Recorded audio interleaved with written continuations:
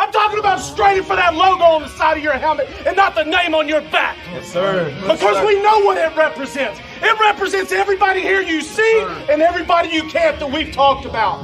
I'm here to strain with you, man. I swear to God, I'm here to strain with you. Let's go. Everything you got, strain with everything you got. Let's go. Bills on 3. 1, 2, 3. Bills.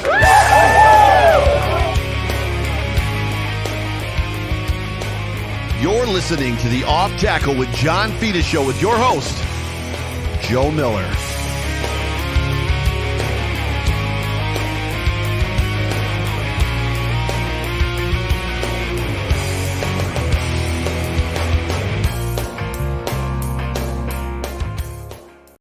Well, what is going on, everybody? Welcome into the Off Tackle with John Fina show.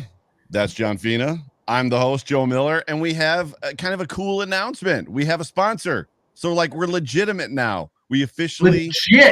legitimate. Not only you at 5% with Buffalo Rumblings, but we have a sponsor, and that sponsor, just so everybody knows, is Q42. Grills Mafia, have you ever heard about Q42? They craft authentic barbecue sauces in seriously small batches. Why 42? No, it's not in honor of Patrick DeMarco. It's because 42 is the latitude of Buffalo, and these sauces are made right here in Western New York.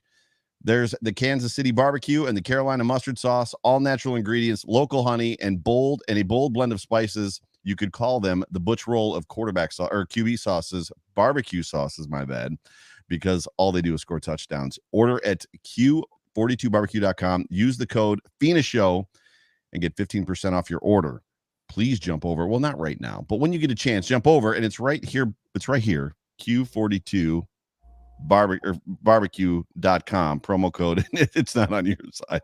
It's on my side. However, we have both sampled this sauce. So what were your thoughts on the sauce? And then I'll give you mine. So we used it with my buddy in Buffalo up there near the park.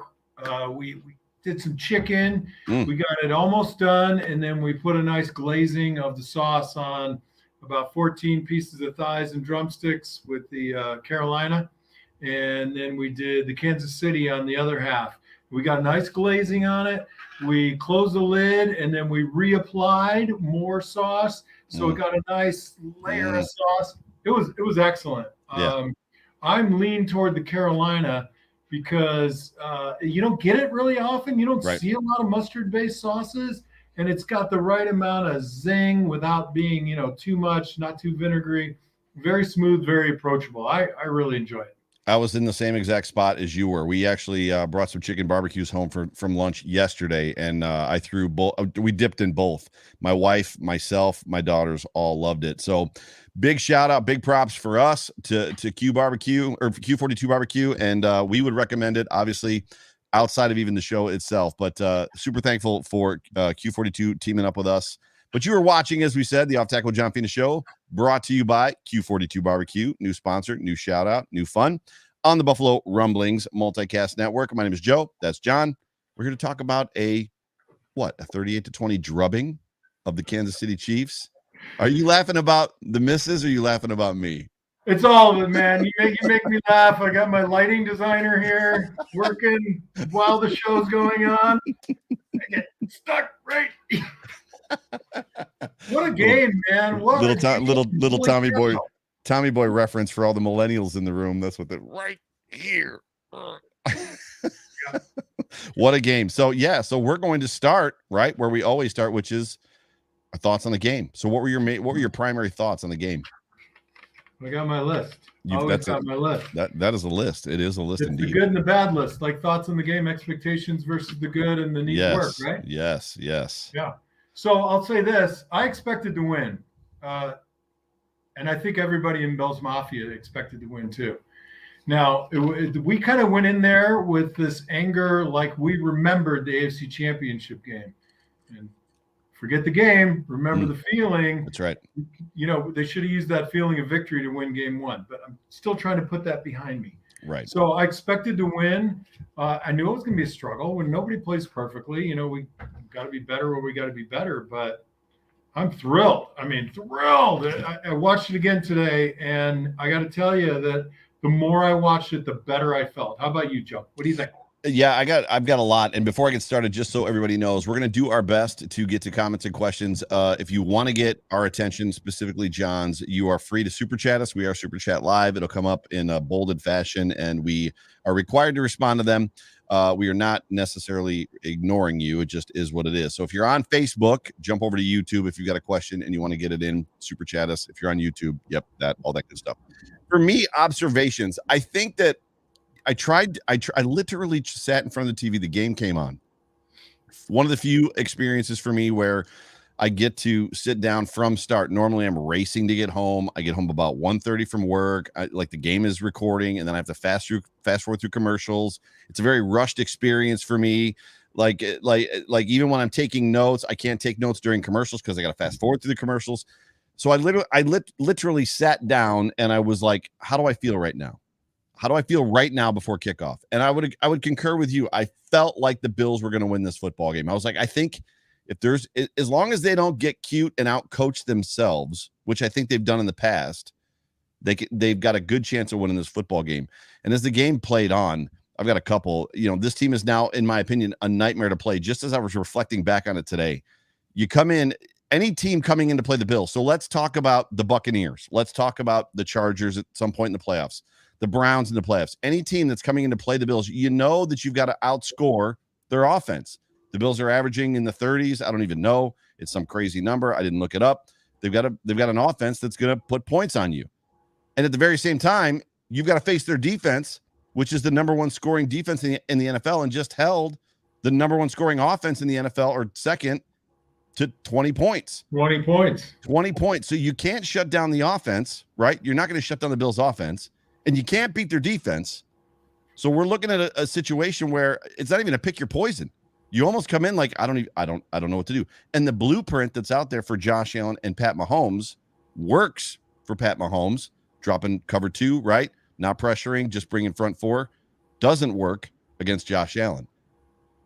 This is a weird place to be in. And there's people in the chat right now talking about adrenaline and excitement and crazy feelings and wondering what's next. And we'll talk about expectations, but it's hard not to wonder where this takes us, right? Yeah, it's really hard right now, especially if you're a Bills Mafia, member since 1960, whatever, when the franchise started, right? 60. 1960. This feeling right now is akin to the 90s, probably 89, 88, where it just started to get really good again after the 65 AFL championship or whatever.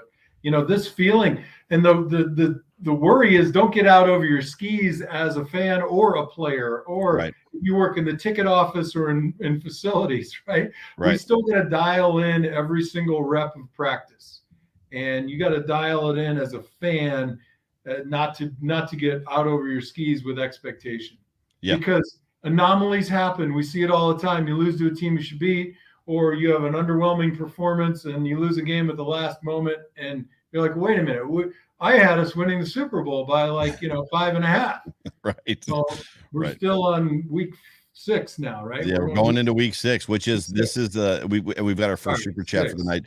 But this was literally the breakneck situation. This was when we looked at the schedule. Man, they did it to us again. Chiefs, Titans, primetime, both games. What crushed us last year, they turned around and they did it to us again this year. And now all of a sudden, you beat the Chiefs, and that Titans team doesn't look as difficult as it did last year. And now you're or is that the trap game now, right? Because the Tennessee Tuxedos have not been fantastic. So but we can get to it. The next difficult game on this schedule literally looks like the Buccaneers. Yeah, right. Don't get your don't get too far over your skis there, Mr. Right. I'm way over the skis. We got our first super chat from Patrick Hazy. I'm guessing that's Hazy or Heisey. I don't know if I'm pronouncing. I'm going with Heisey, dude. Heisey? You know what? No, I'm going with Hazy. Hazy IPA, Patrick. The Hazy IPA. What you got? He's got a super chat for us. He says, John, from your experience, how does the rest of the offense handle it when a skill position player is pouting over their usage? Sure seems like that could be the case with Beasley. I don't know if you've caught it. I don't know that there's any public pouting from Cole Beasley. However, there is Cole Beasley yesterday or the day before or today deactivated his Twitter account, which has inferred a lot of Bills Mafia members. I'm worried about it. I did not say it anywhere as public that I thought that's what happened, but there's an inference there that he's mad about his usage. So that's actually an observation, right? The field usage, not Twitter usage, I'm guessing. On the field usage, yeah. That he is. Bro, I set you up. That's an easy one. Knock it out of the park. Hey, my look. I never pouted because I didn't get the ball thrown to me enough. I have like this much, as I call it, the give a shit meter for skill positions that pout. Sorry. You know what? I honestly, if they had thrown the ball to me 3,000 times and we never won the Super Bowl, I'd still rather have a Super Bowl and get the ball this many times. Right. For sure. I mean, look, I hope that's not the case. I hope he's bigger than that. I've seen it before. We've all seen it. And it's not a good look. So I'm going to give people the benefit of the doubt. I'm shouting, aren't I? Sorry, I get emotional. No, you're not shouting. Got to change hats. You're not. I don't know that the non-visor. You put the visor back on for a second because it's important. Okay. Because breaking on the show right now is that, and a bunch of people have said it, but I'm just going to put it up there, that John Gruden has resigned as the head coach of the Las Vegas Raiders. Wow. Is it because he's terrible and we all knew it? No, it's because of the email that surfaced from 10 or 11 years ago. And I don't want to go down. Right. He made a reference to he made a comment about DeMaurice Smith. So in the email, he had. It was about DeMaurice Smith. Yeah, DeMaurice Smith. He was making some comments about his character. Character? I thought it was a physical commentary. I'm going there. He was clearly upset about whatever was going on back then. Context is always important, but he made the quote, or I should say he said that he had lips like Michelin tires, to which now everybody has jumped out, the cancellation crowd, and called him, a racist, to which Mike Tirico last night, the former, not John, who's the former head coach of Tony Dungy last night on, everybody saw it.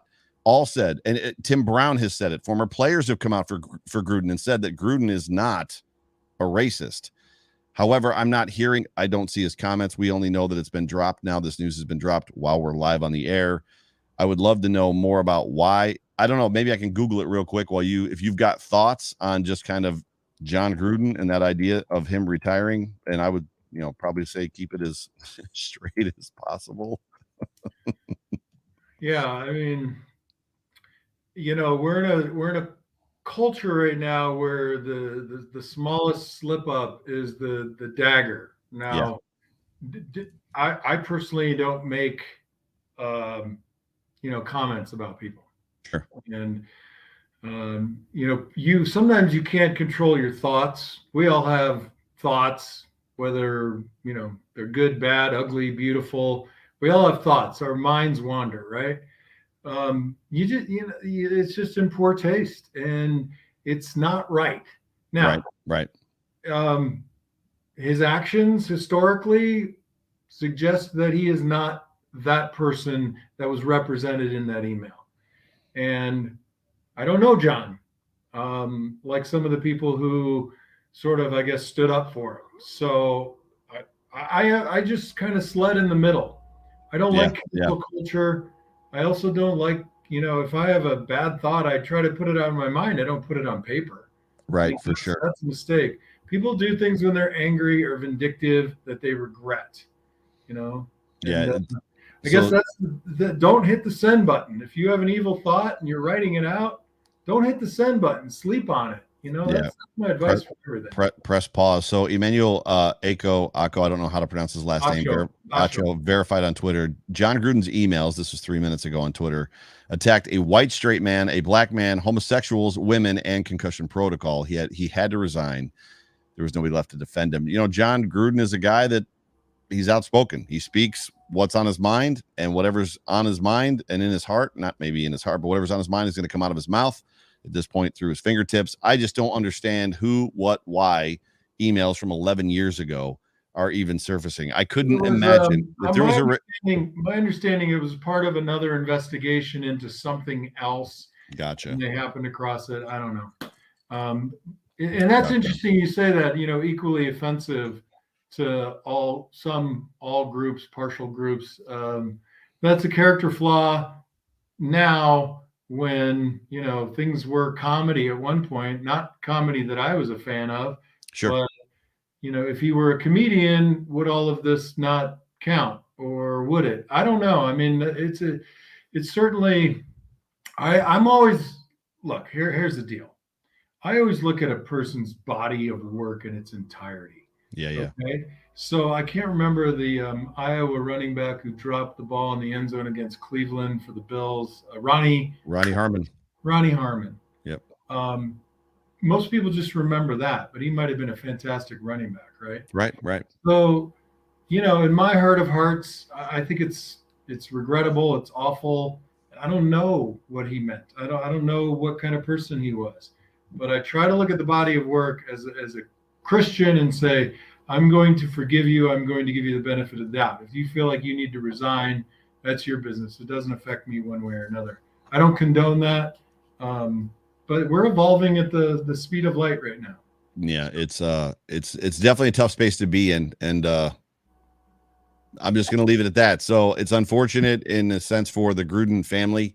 It's going to be unfortunate for the Vegas Raiders because this is not something that's an easy pivot for a team that's actually played pretty well this year.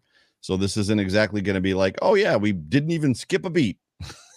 I mean, this is probably going to put them in a situation where the Chiefs are not going to finish last in that division, which they are right now. Right. Well, so look, and I hope that my comments didn't offend anybody, but No, I'm not the type of person that, is going to go out and protest one way or another. I keep most of that kind of stuff personal. I'm a little angry that you put me on the spot, and next time I see you, no, I'm just kidding. I didn't do it. It was the comment section. So let's get back to the Buffalo Bills. And I can't stand the Raiders anyway. So let's go back to the right. So I'm going to give you one more positive observation before I give you a negative observation. Positive observation: Emmanuel Sanders is that guy that has been in the league for a very long time for me. Right? He's been in a couple Super Bowls. He's got a Super Bowl championship.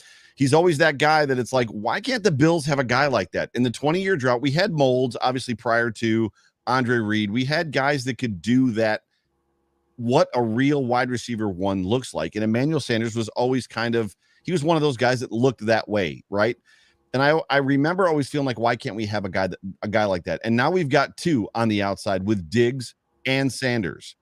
They're not ugly open. Do you know what I mean when I say ugly open? Ugly open is like Stevie was great. Stevie Johnson was a great wide receiver. He was hard to get a hold of. He ran great routes, but he was never behind the defender. His guy was never wholly beaten, right? And it seems like Sanders is the perfect fit for this offense. Every time Allen finds him, he's running alone somewhere. Like the dude's 3 or 4 yards. For me, one of the big positives from this game, and not only, I'm ready to say it because it's been 5 games. I'm ready to say I'm excited about what Emmanuel Sanders brings to this team. I had a feeling he was an upgrade over John Brown, who I love. All of Bills Mafia loves John Brown. Sanders is he's cut from a different cloth. Well, I think he just brings so much more experience. I mean, he's a different guy. He does a little bit more. Right. And honestly, it's a really great compliment to Diggs. And you go into a game and you want to shut down Diggs and then Emmanuel Sanders. And whether or not Cole Beasley is actually upset about the targets that he's getting, it's going to shift, and it's going to be Beasley and Davis and Diggs, right? Yeah. So you skipped all over me. I didn't get to any of my goods other than expecting. We're not on goods. I'm still on observations. These are just observations for me. I've got So this is just game observations. I do want to throw this out. You get an observation in. You did. You started first and then tossed me the ball. The Spud 1129 asks, do the Bills resign Emmanuel Sanders next year? Now, obviously, there's a caveat. He has already said that if he wins a Super Bowl this year, he's done. But if the Bills don't win a Super Bowl, he's on a 1-year deal. Do the Bills resign him? Yes, but I would rather he retire next year based on his promise to retire after we win the Super Bowl. Right. Very good. I have a negative observation. $17 on that. I have a negative observation. Do you have an observation? One more observation, just overall kind of expectation versus what happened? No, I mean, I think, going into a hostile environment like that, I kind of let those things slide a little bit. What do you got? Yeah, that environment cannot be overstated. And I don't know how many people really paid attention because I've said it on several shows. I don't know if I've said it to you, like about just the Kansas City crowd. Bills crowd, first down when the defense is on the field, loud, ball is snapped, quiet. Second down, loud, ball is snapped, quiet. Third down, really loud, ball is snapped, quiet. Kansas City crowd, as soon as the opposing team offense comes out, loud.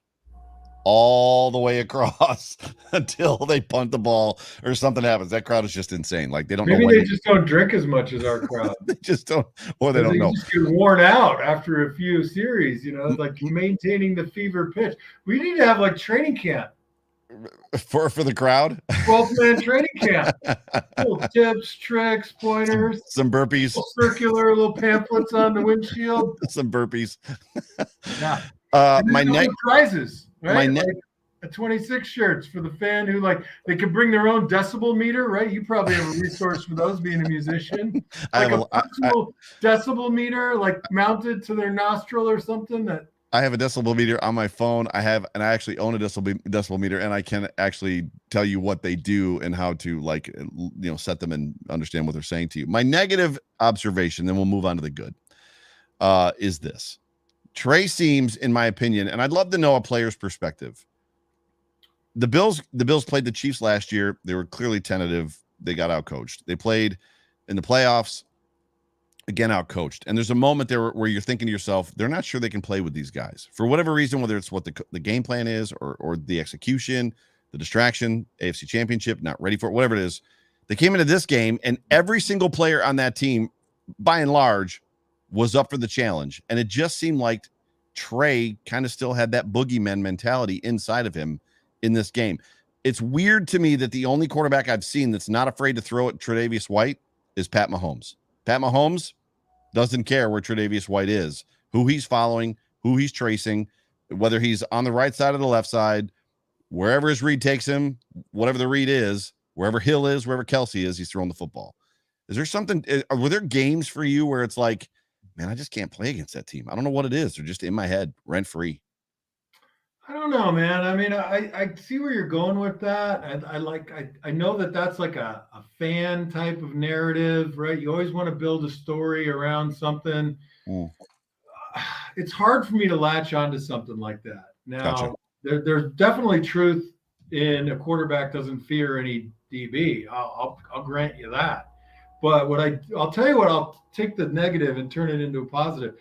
For me, I just thought that he played with an amount of aggressive nature that he didn't play with in the AFC Championship game. It resulted in a few flags, but I mean, flags were thrown on the Bills. I don't know if there were 12 in the game against 7 to them, but the number and type of flags that were thrown did not seem to be equal on both sides of the ball. So that brings it into the forefront of your thinking. But my opinion is we won the game, and if it took 3 or 4 flags on Trey, maybe that's how you exercise the demons and move on from it. Right. It doesn't worry me because I think about the aggressive nature of the way the entire defense played last night as opposed to the AFC Championship game. And if you're not doing like 360 circles, jump down, turn around, celebrate, then you're out of your mind because it was a completely different look. Yeah, I one of the points that I made last night on the Overreaction show was about Poyer putting that hit on Kelsey.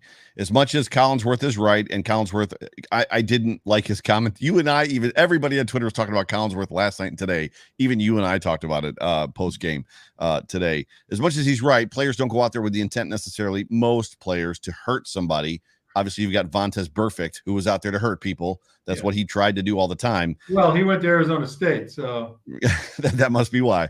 Poyer was sending a message late in that game when he hit Kelsey the way that he did. In my opinion, he was letting them know. Whatever. I mean, look, sending a message or not, Joe. I mean, now you're like, okay, you can hit a guy below here, but not above here. I'm not talking below here, but not above there in this area. But don't jump in. Don't jump in. I'm not saying that it was illegal. What I'm saying is in my opinion, that when you look at his emotion after the hit, the high fives and the celebration, he was letting the Chiefs know we're not afraid of you anymore. Well, and he's also letting them know you need to be afraid of me. Right. I think that was, and even, Diggs with the stiff arm on the reception, a little bit of swagger. Yeah, I don't know. Maybe they weren't ready for the stage last year. Maybe it was prep, game plan, but I'm going to transition so smoothly Let's do it. into my good. Let's do it. Like nine guys played defensive line. We rushed 4 all the time. Yes. Like, we talked, everybody's talked about, not we, everybody said part of the reason we couldn't get over the Chiefs in the last game because we couldn't get to Mahomes. Right. It's better to count how many times he planted his feet and threw than how many times he ran out of the pocket, because the number where he felt comfortable, sat there and threw the ball, you probably count on one hand. Mm-hmm. It was ridiculous. Right. And what was amazing about it, he got skittish quick. Yeah. He just was looking. His expectation was, if I don't throw the ball or run right now, I'm gonna get hit. Yeah. And he bolted. Yeah. I mean, it showed his 6 carries for whatever, 32 yards or 45 yards or whatever it was. But he bolted from the pocket to throw on a variety of occasions. And then Collinsworth, we could do a whole show on that guy. But there were a couple where, Mahomes thought the receiver was going to run around the linebacker. His expectation. I'm like, are you kidding? The ball skipped twice before it got there. Yeah, he was Mahomes skipped the ball. How much of that goes into? I wonder game to game how much of that for a quarterback, especially, when they're getting. It's Josh Allen against the Steelers. Josh Allen against the Steelers was unsettled. He was hurried. He was worried about the traffic around his feet. He was not comfortable. His throwing motion was off. And I wonder if some of that carried over into the next game. And you got to wonder, same thing, Chiefs, if that's carried into the Chiefs game. Go ahead. The only difference is we didn't get the holding calls None of them. that Pittsburgh got. Right. I mean, guys were getting mugged all over the place. I'll tell you, go back and watch, anybody out there. Go back and watch Micah Hyde's pick 6. Okay, watch Tyreek Hill off the line of scrimmage. He comes from the right side of the formation. He runs that drag. Yep. There's like 4 guys running at the depth of the sticks to get the first down. He comes out of his break, and in like his 6th step, he knows he's not open yet, but he looks downfield at the secondary to see who's going to come clobber him. And he sees Micah Hyde coming out of the corner of his eye. He goes back to make the catch, and you'll see he looks. Oh, yeah. Before he catches the ball. But before that, he checks for support. Right. That's what 4 hungry defensive linemen rotating through with a maximum 47 snaps by any one of them will do for your secondary, running 2 deep and flying up on the underneath routes. Well, we've got some video. We promised everybody video last week. So did we promise ourselves, or did we promise everybody? We promised everybody. So so do you want to jump to the first video that you asked me to queue up? Yeah, sure. We'll keep this one quick, but I love it. Right. Can you see my pointer? We cannot see your pointer, unfortunately. So So 2 things on this play that are important to notice. Pause it. Okay, look at the extension from Greg Rousseau, right? This is how you want to make your way down the line of scrimmage. So Greg Rousseau is the end closest to us. Right, at the bottom of the screen is what we say. Yep. Okay, so Greg Rousseau is about to get extension. He's going to extend this play toward the line of scrimmage.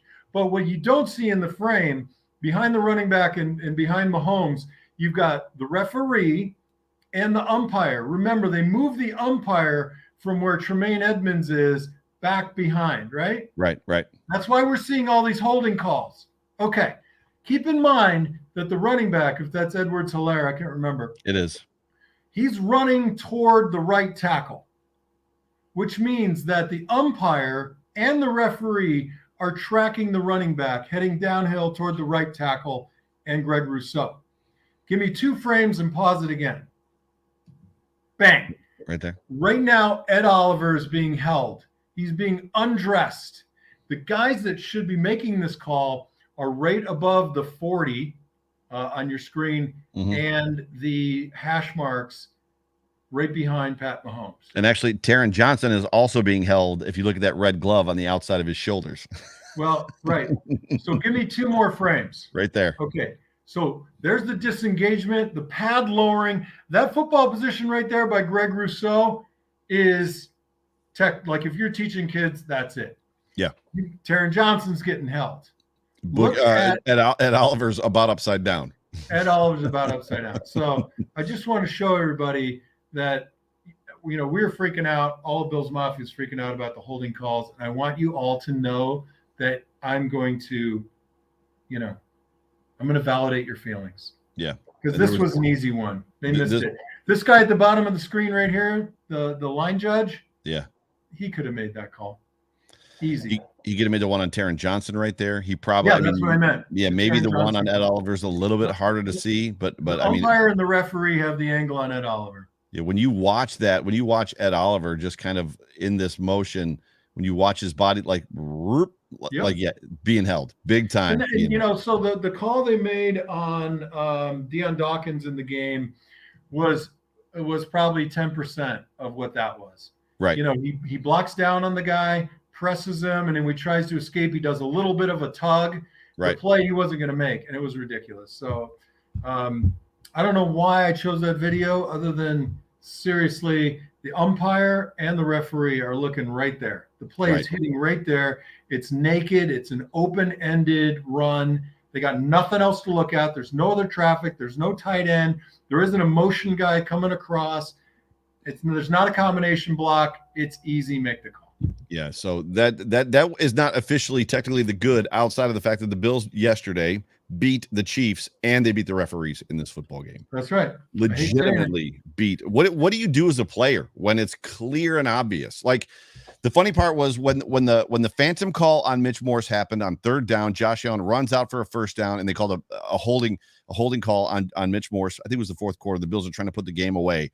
I got on my laptop and I was literally typing, "This game is fixed." And then the roughing the passer play happened right after it, which was marginal. It was roughing the passer by definition, but it was marginal. And to me, that was a makeup call. Where's your headspace as a player when it's like, this is not balanced. This is not. We're just like everybody else. Call everything or don't call everything. Or don't That's call fair. anything. Right. But you can't let the other team get away with egregious holding and only call one. Right. And so that goes back to what I was thinking when I was racing home to get on the show I don't mind Tre'Davious White with the penalties because I feel like there's a bucket. And pretty soon, there's enough penalties, it's full, and then it starts to even out. Now, in order for this to be even, we would have had to have 6 quarters in the game, but it started trending in the right direction. And I know I listened to your pod last night, and you were kind of nervous. And I got to tell you, I felt pretty good because I saw the things that they were doing, and I felt like that it would start to even out. And then the two things that we did, and let's go to the next video, but the goods, the fourth quarter drive killed them, and then our 4-minute offense to close the game was astounding. I've got the Josh Allen runs. Is that what you want first? Yeah. Which one do we have first? Is this the this is the touchdown. This is the touchdown run. Right. So on the touchdown run, the right tackle and the right guard have a double team, and then one pops off on the support linebacker in the middle. He's actually, I think it's Neiman or what's his name. He flows, but the free safety comes up, and Darrell Williams makes an incredible adjustment and grabs him. So we do have end zone cam. I don't know if you got it. Here we go. The right tackle, Spencer Brown and Darrell Williams have a deuce block. Freeze it. Okay, this is perfect freeze, by the way. Well done. Look at the eyes on Darrell Williams. This is what I teach the kids all the time. When you're in a combination block, it's just like we all say, eyes up when a quarterback's scrambling, eyes up looking downfield. Mm-hmm. So he's identified Tyrann Mathieu, right? Honey Badger I'm going to eat today. Yep. So they got this deuce block. They move it upfield. The guard is already pulled. Feliciano is already wrapped on the defensive end. As has Dawkins. And Dawkins went around him. So the defensive end wrong-armed it, which means he shut the space down. Dawkins wrapped it around the guard. And now right here, this is the block. Darrell Williams comes off because the defensive end floats out to Spencer Brown. He just has to get a shoulder on Tyrann, and nobody's stopping Josh. So run it. Bang.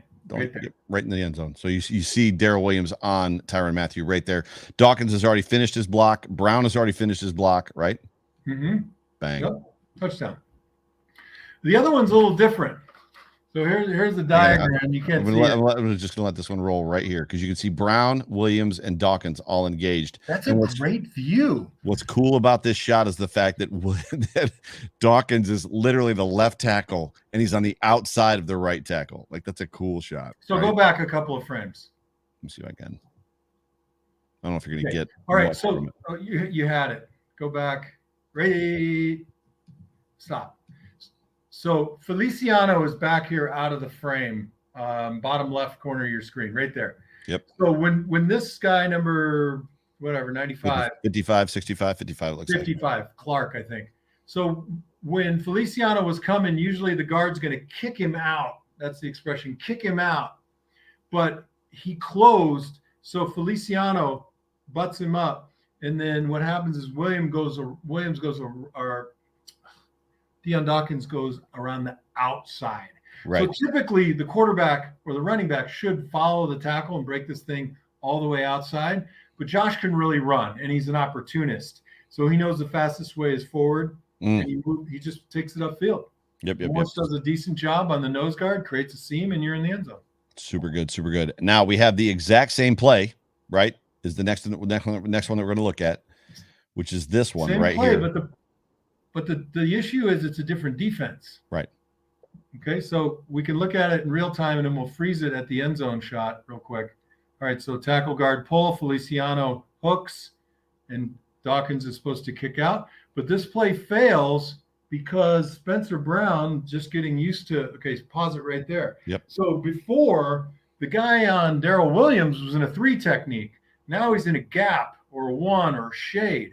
So what's supposed to happen here, pin and pull, right? So Williams blocks down, Booker blocks back. Feliciano blocks back. No.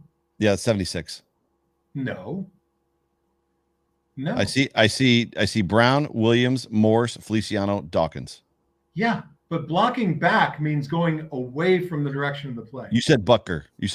My bad. I was correcting your player. My bad. No, I said blocking back. Oh, my bad. Okay.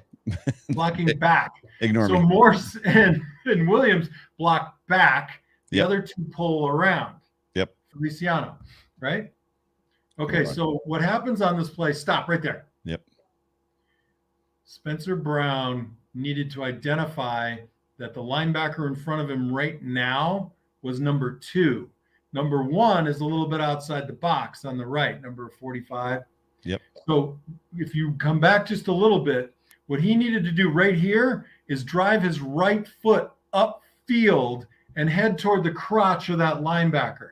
So what happens is he floated just a little bit too much inside, and the linebacker came down, and he wasn't able to front him up, right? You got to front this guy up. So he lets him ooze off the top, and that's how he gets free to get Josh. Stop it right there. Right See? there. Yep. Misses him. Hey, It's Roman, funny. what's up? It's funny because he gets out there in space, and you can see he kind of is like, I'm not like this moment right here. Who's my guy? Right? You can tell that his head's not directed towards or pinned on that linebacker. You can see it right there. Right. So go back. He show just Roman the same thing. He just recognized it. You can see it right here. He's like, "That's my guy." Yeah, that's right. But the problem is at the snap, he should have counted, right? So stop right there. Yep. So Gabe Davis, that's Gabe Davis, right? Where? 19. No, 19 is Isaiah McKenzie. God, McKenzie, sorry. So McKenzie goes across the form. I'm not wearing my reading glasses. I can't see. No worries. So he goes across. Stop right there. He goes across the formation. So now Spencer needs to know that linebacker, he's got number 2, and he's looking at number 3. And when he realizes, oh crap, I got number 2, he's too late. So he's looking at the linebacker because we don't have pointers. He's looking at the linebacker in the straight down from the E in right at the bottom of the F. Yep, right. He's looking at the 1 on the E. He should be looking at the middle of the 3. So Correct. Roman, go back. See how his feet are on top of one another? Go back, Joe. So right here, that right leg should be driving upfield. You know how I tell you on the backside or the front side of zone or the backside of zone when you're releasing, and I want you to rip through so the quarterback can read the end. Mm-hmm. So that's the technique. So Spencer steps under himself, and he's got to get this guy, but he floats too far. Run the play. Now, bang. See that? He's in a bad position. This guy wrong arms it, Dawkins is in good shape, but because he came through and turned his shoulders and tried to work his way back outside, this guy made the tackle. Yeah. Foiled. This is Roman Fina, everybody. Just came from practice. This is Joe Miller from Joe Miller Wired. from Buffalo. You just call me from Buffalo. He's from Buffalo. This is Roman. He's the starting left tackle, South Point Catholic Lancer freshman football team. Younger brother of Bruno Fina, who is currently at UCLA. Hence the visor that John is currently wearing. All right, we spent a lot of time on that. Do you want to do the Zach Moss one real quick? Yeah, dude. Like, this is great stuff. So, yeah. All right.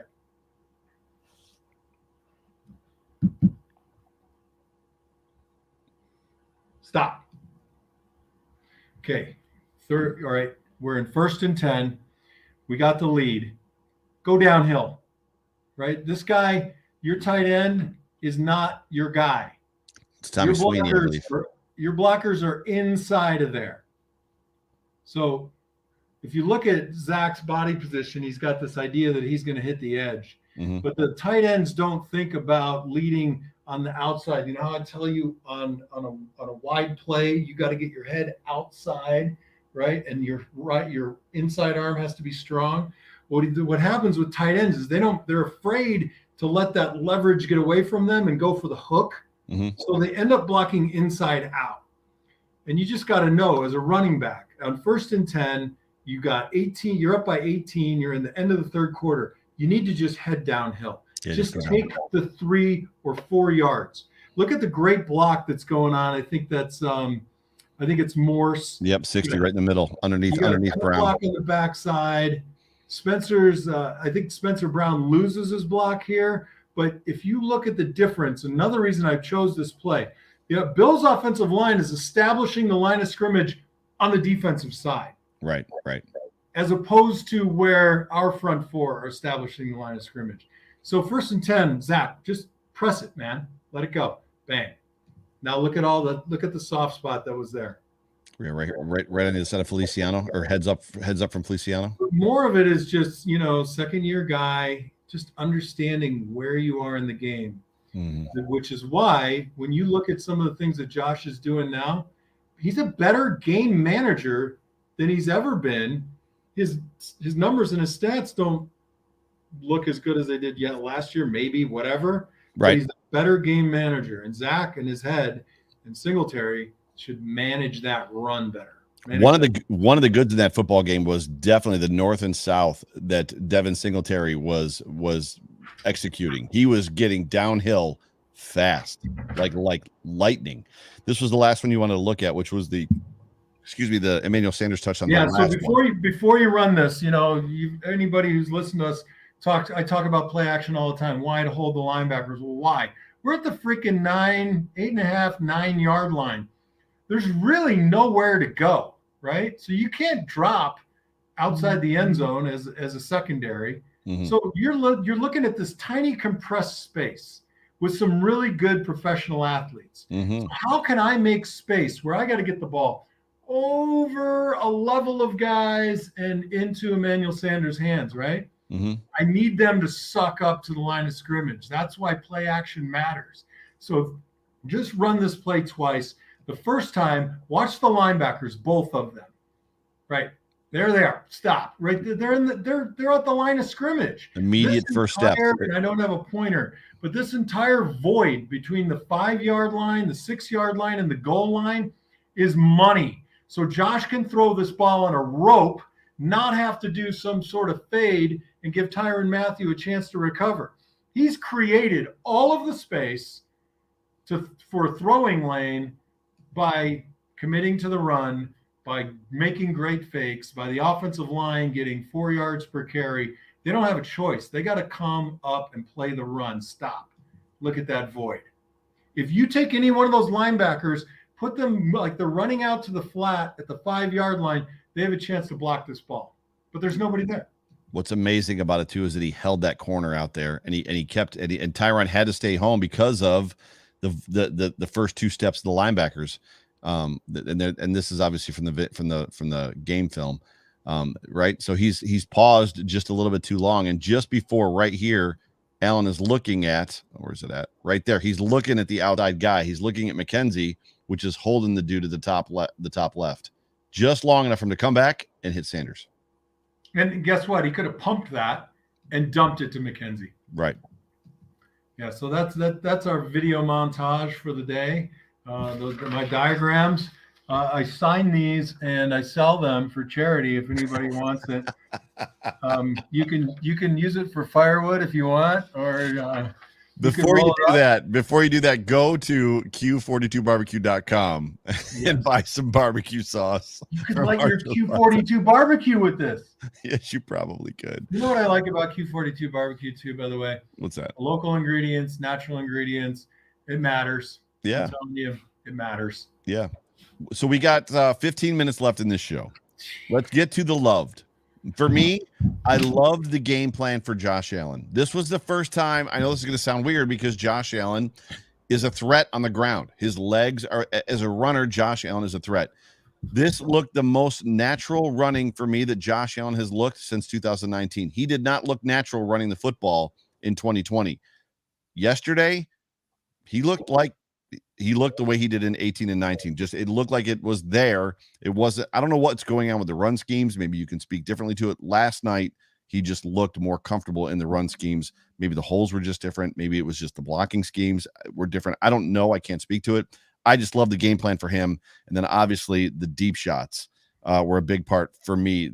I don't know how bad this Kansas City Chiefs defensive backfield is, but they're not good. They were getting torched all over the place. Yeah, they're not good. But Josh Allen had 7 completions at the end of the half. He was averaging 30 yards per completion. That was a record, an NFL record. Yeah, and look, we just play who shows up. If they don't have their best defensive lineman or their best cornerback, I'm not apologizing. Yeah, you just need who shows up. But to your point, I was thinking about this too. Like we have some sort of weird connection because I was generating this thought earlier today. It seems to me the type of guy that Josh Allen is. Right.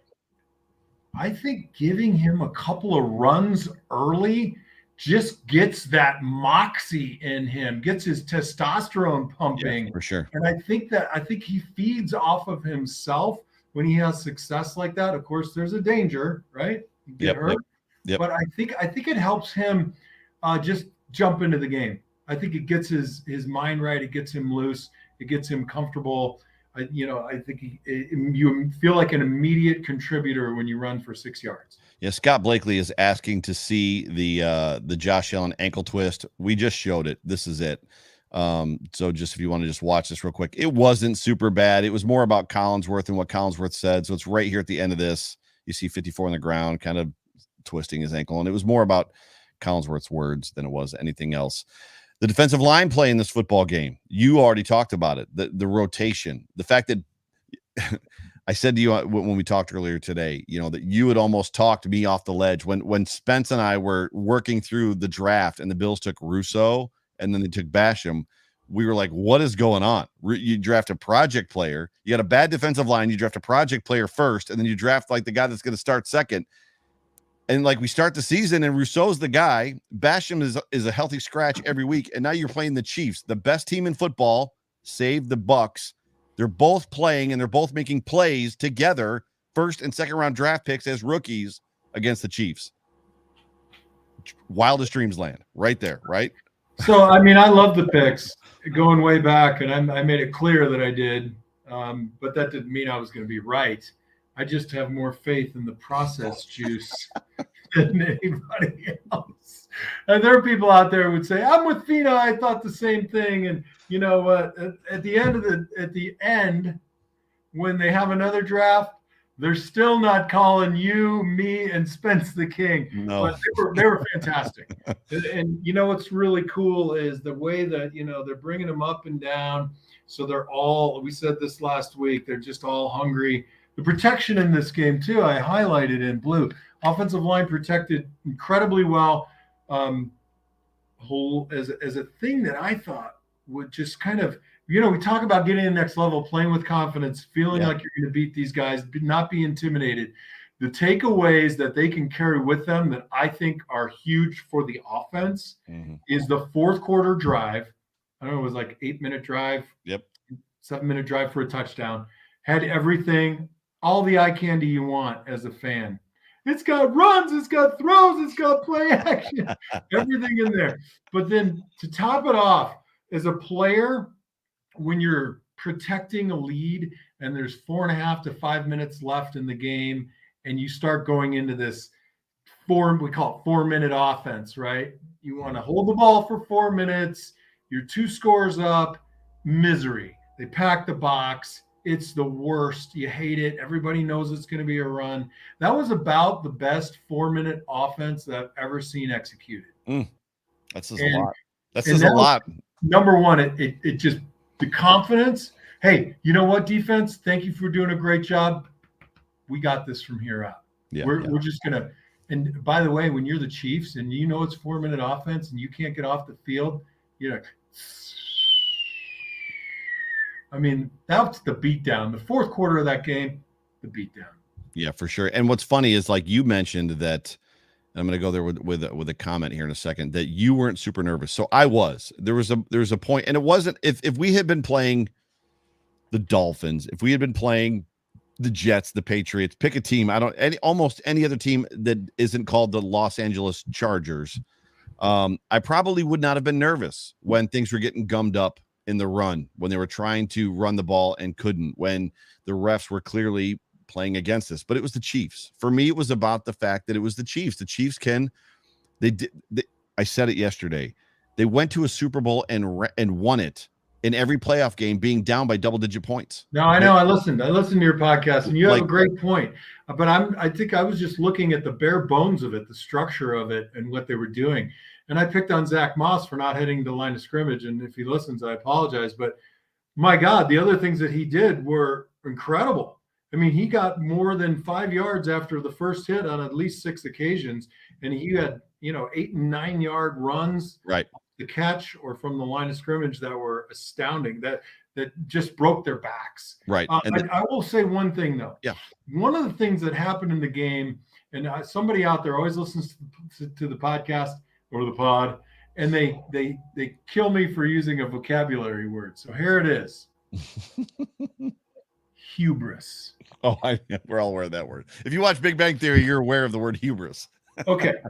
10 minutes to go in the second quarter, and they do their little, I'm the quarterback, you're the quarterback, look at us, we're the Chiefs.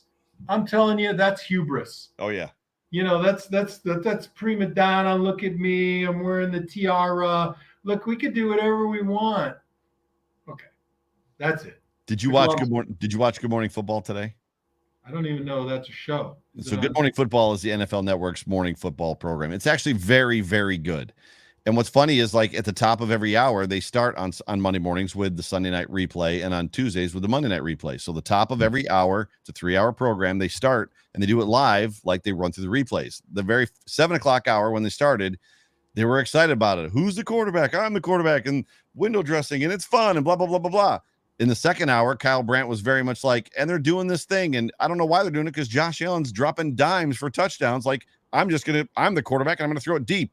And then by the third hour, Kyle Brandt was like, this is stupid. I don't know why they're doing this, because you're getting shown up in your home stadium by Josh Allen, who's throwing long balls. It's hubris. Hubris. They were really, I think in the third hour, he said they probably spent half the week working on the acting for this one play that didn't matter in the end. It's like, what was even the point? The reason I was bringing that up about just being nervous was because Pam said KC is not the best football team anymore. I don't believe that. I think they're going to find themselves. I don't believe that this is a team that suddenly has forgotten how to win. I think this is a team. I agree with that. They're struggling. Andy Reid is a Hall of Fame head coach. He's going to go to the Hall of Fame. Kelsey's going to the Hall of Fame. Hill's going to the Hall of Fame.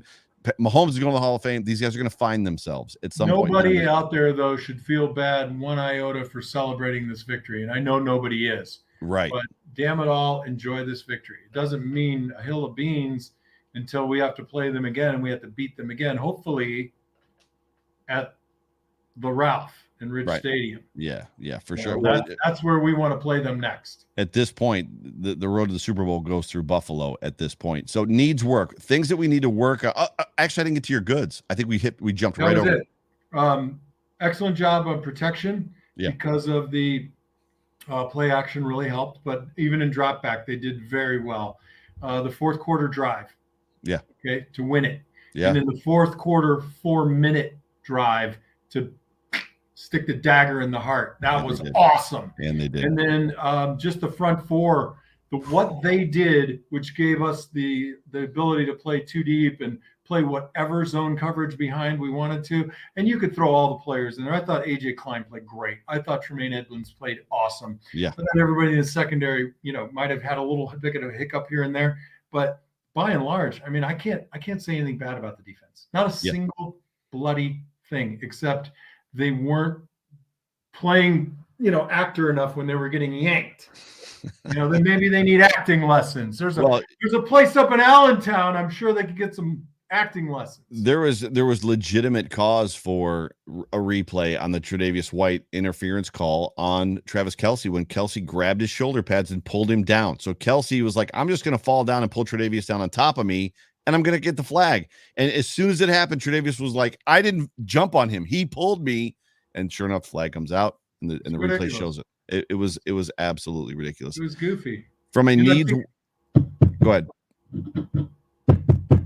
I was ready to move on to the needs work. That's where I was going to. Cool. From a needs work standpoint, that's literally what I was about to say. From a needs work standpoint, what do you have? Oh, you want me to go first? Awesome. Yeah. I would like to know where 11 and 13 have gone in this offense. And is it just a situation where there's just not enough ball to go around when A, Dawson Knox has become productive, B, Emmanuel Sanders is a weapon and a threat in this offense, and C, they're running the ball more effectively and efficiently. I mean, they're running as much as they said, we don't need to run the ball more. We need to run the ball more effectively. They have been running it more and more effectively. So that's, where has 11 and 13 gone? And after you answer or respond to that, I'm going to get to the super chat we just got. Okay. Well, I guess I'm going to respond to the question with a question, and I don't think it's your question. Sure. I mean, were we begging for a tight end threat? Yes. Okay. Right? And we got what looks like we got jersey numbers. We got a number of guys who can play, and then another guy who catches the ball too. And I didn't even put McKenzie in there. Right. I mean, who hasn't how many balls did we throw yesterday? Oh, I forgot Zach Moss. I can tell you. Hang on. Numbers of all the peoples that catch footballs. Josh Yellen only threw the football 26 times yesterday. 26 times. My God, 20. How many guys are on here? 6, 7. I got 8 guys on here. Divided by 26 is 3. Yeah, it's not much. And there wasn't anybody. And that's why I don't feel that Beasley deactivating his Twitter account was about his lack of production. His turn's going to come, man. I mean, look, you don't think that the Tennessee Tuxedos are like, hey, wow, where did Dawson Knox come from? We got to worry about this Dawson Knox character, right? And then lo and behold, you got a tight end running straight down the seam. So then the free and the linebacker are running with him. Right. And then Cole Beasley comes and trickles in at about 9 yards, takes the ball, and you got a 9 route on the outside with Diggs or Emmanuel Sanders, and now you're down the field for a 22-yard gain. And the reality is 2 games ago, Beasley had 11 catches. So, right. And if anybody should be upset, it's Stephon Diggs, whose production is way down, right, versus last year. Okay, well, let's trade now. My turn.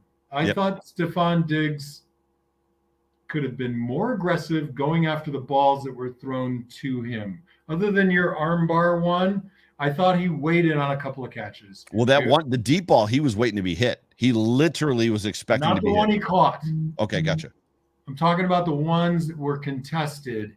If you go back, I thought, and again, I'm not on the field. I don't have the body motion. I'm trying to give the benefit of the doubt. But a half a step back toward Josh clears that catch. Emmanuel Sanders had one too. Yeah. So the one where Emmanuel Sanders was in the end zone, and we only need to get to the 2 for a first down. He sat 1 yard deep in the end zone rather than coming back to the ball and getting the first down. Yeah, Eric Farrell is actually this was you want to talk about the most perfectly timed super chat ever, and I didn't read it until like literally 30 seconds ago to myself. Great show, guys. Obviously, the deep ball was there. Why did Beasley not get targeted, or why did he get targeted so little by Josh? Was Casey doing something to take him away? I think it was just he was going where the read was going. He was going where the read was, and when he would break the pocket, he was throwing the ball to the open guy, right? Great. Well, it's a great question, Eric. But think about it in levels, not like Kramer doing his apartment in levels. But if you think about you use the play action to get the quick dumps and get space inside, right? So those could have been Cole Beasley's area of expertise. But Josh Allen likes to do play action and go down the field deep, right? Mm-hmm. Well, why didn't Cole Beasley get those? Because the guys were open. So he's throwing it downfield because they weren't covering them. Mm-hmm. Now, if you're going play action and you're trying to take the top off with Sanders and Diggs and apparently Dawson Knox, then they're getting covered. Now you're coming back. You're not going for the 6. Now you're coming back for the 8 to 14 yarder. But take the 20 or 30-yard throw. It was there. You're dead on. Why didn't he get him? Well, because those guys were open. And I could tell you right now, they're sitting there at one Bills drive, and they're saying, I didn't think you guys would get that open that often. Like, who would allow that? What's a honey badger out there? What? Yeah. The only other thing I've got Matt Hawk on my list. The guy makes me nervous. He makes me nervous too. Insert whatever fun phrase, nervous is a long tag, yell on a room full of rocking chairs, like whatever phrase you want to put in there. Dude just makes me nervous. Never say that. As much as it didn't hurt us, him shanking a ball and putting it at the Chiefs 48. There's a game where it's going to hurt us. For me, it's more about running the ball more effectively, not more often. And when the Bills needed to run the football yesterday in the third quarter, and the Chiefs knew they were going to run, they were not effective. There was an aspect of like it literally backed up to 2020 where they could not. And we were texting each other. And I was I was frustrated, and you laughed at me, which is fine. But to me, it's like, if you're going to impose your will on somebody, if you're going to be up by 18 points, if you're going to be up by 3 possessions, and it's time to run the freaking ball or do something different, right? And obviously that's when it got sloppy too. That's when it started pouring rain. Yeah, but I thought about that when you were saying it, and the time component too. When you have a lead, even if you don't get enough yards to satisfy Joe Miller or John Fina on a run, you've still taken a ton of time off the clock. Right. And it's a time. The game's all about time. I see your hat and I match your hat. So that was it. I mean, honestly, I felt like my criticism of Sanders and Diggs on coming back for the ball is a little nitpicky in a game that you win by 18 against what will be a good football team that wasn't a terribly good football team last night. Yeah. We could have had a whole show on Collinsworth just gushing and not just fairly talking about the number of balls that just skipped off the ground for Mahomes. And I have nothing against Patrick Mahomes. I think he makes the game exciting. Yes. I'm a fan of, everything that when a player has a big smile and throws a great ball, and Stephon Diggs on the sideline at the end of the game, I'm just like, I love this guy. Right. I just love the image of the NFL when good guys are doing cool, fun stuff. What's amazing about the Collinsworth thing is he was completely fighting it right up into Al Michaels, leading him down he's in the conversation for the MVP. I don't know if he's in the conversation with the way he's in the conversation for the MVP, blah, blah, blah, blah, blah. And then Allen holds the defensive back, sucks the linebackers, throws that dart to seal the game. And then Collinsworth finally concedes he's the MVP. It took him all the way to that point, 38-20, to finally go, yeah, he's probably the MVP. I know. I don't get it. I feel like, we had enough camera shots on Steve Spagnuolo. I saw him on camera as much as I saw anybody. Right. And, we had maybe 1 or 2 shots of Leslie Frazier, who by all accounts is absolutely delivering what we had begged and hoped for. And he's doing it in style. With Yes. 4 guys up front, with 7 behind. Yes. Let's do a little piece on what's Leslie Frazier going to do to these hapless Chiefs at the moment, instead of saying, oh, well, Patrick's having an off night, which they barely conceded in the fourth quarter that he was having a tough night. And then they want to talk about how Clark's sack on Josh Allen was, oh, my God, that was hardly roughing the passer. And then Ed Oliver's, I was like, are you serious? That's not even it. It's literally the phantom call on Morse happened the play before. They got the first down, called a phantom holding penalty, which was not a hold, and then everybody's griping about that roughing the passer the very next play. They got the first down. Don't throw a flag on a non-penalty, and that play doesn't even happen. So it's crazy. But I'm at practice tonight with Roman. Y'all met Roman a little earlier, and I'm coaching the offensive line. And we're doing 1v1 on pass, and I'm having a hard time for the guys like understanding, getting the hands out, right? Firing the hands. So I'm doing a little, beat up on the freshman kind of thing because I got anger issues. And I literally, because, I want to have them see what the right thing is to do. So I come off and I lock hands and I twist. You want to grab and twist and hold the guy right here and sit down. You want to be like, your chin, your top of your head down by the V of the neck. That's what I coach, because you're going to play a lot taller. But if you practice down here, you'll play where I want you. If you practice here, you'll play here, right? Mm-hmm. So I'm sitting down and I'm saying, this is what I want you guys to do. This is legal. This is good. And I'm like, unless you're Mitch Morse. Last night, unless you're Mitch Morse. Like, I want to show everybody what Mitch did. I'm like, this is exactly what you do on pass pro. He's down low. He's got his hands inside. He's like, flag. Flag. We got to wrap this thing up, big guy. So from a where do we go from here standpoint, the only thing that I can think is what you said at the top of the show is which is don't get your head over your skis, right? Make sure you stay balanced on your skis. That's where we go from here. You've just knocked off the boogeyman. At this point in time, what are your final words to the fans, to Bills Mafia, and to the Buffalo Bills? Not that any of them are watching, but you would be surprised, John, how many of them do listen to these shows and watch these shows. I totally think they're out there listening and watching. People like tag me on the Twitter box all the time saying that they love you, and wouldn't it be great if I got a little bit better? And I'm okay with that. My advice is you're settling into a groove, and like you said earlier, don't come out and try and do something funky against Tennessee. You've established an identity with what you're doing really well, and nobody can take that away from you right now except you. Mm-hmm. So don't abandon what's working really well, right? You've got to just continue to do what's working really, really well, and that will take us home. If we get away from that, that's going to be the issue. Things are going to go bad. They always do, right? You have to be able to just stick with what got you there and keep battling through what got you there. Now, what I want is somebody in Bills Mafia to give me I think the meme has got to be Josh Allen going over like a fence line with a bunch of deer in the background, like Josh Allen the gazelle going over the fence with like a wild herd of deer or elk. I mean, that's the meme. I mean, I've seen next week. I want him like going over a fence line with a bunch of deer. Next week, this show might be hosted by somebody else. You spent that much time. You kept us all in suspense as we could hear you drawing something on your desktop. Last week, it was like formations and X's and O's. This week, it's a chicken scratch stick figure of Josh Allen. I did that too. If I had more time, it would have been a little bit better. And he autographed it.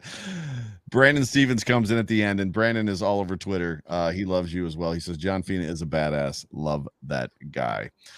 Ladies and gentlemen. Hey, wait. I want to respond to my one fan out there. Was that our fan? I guess this is my farewell gig because Joe's kicking me to the curb. Josh is going to kick me to the curb for this drawing, too. He's like, this is the worst thing I've ever seen. Hey, man, thanks for the compliment. Thanks for tuning in to the Off Tackle with John Fina show. Your host, Joe Miller, and the Q42 location for your all-natural, delicious, small batch, local honey barbecue sauces in both Carolina Gold, mustard, and Kansas City, who got drubbed. Take your chicken, get some Q42, and drub the Chiefs in the Q42 Kansas City style sauce. Yes, and go to Q42barbecue.com, type in the promo code Fina Show after our guy right there, John Fina, and you'll get 15% off of every order. Make sure you put it in so that we can track if you guys are coming from us or not, because we obviously want to see if marketing works, and obviously that's what we're looking to do. But Q42 Buffalo's own barbecue sauce. But any final words before we get out of here? Well, I hope that people are enjoying the show. I love working with you. It's fun. It's a blast. It's a riot. My final words are, take what you do good, throw it at the Tennessee Tuxedos, and make them stop who you are right now. Don't invent something. Bills Mafia, for those of you who came to Kansas City, it got drenched and probably stayed longer than 25% of the Kansas City fans. Good on you. Way to represent. And, I know there's a whole bunch of people going to the Titans game down there. Bills Mafia represent for me, for Joe, for our team, and let's bring home a victory and let's go. I think it'd be 5-1, right? Or is it 5-1. 5-1. That way. Yep. Okay. With them giant hands.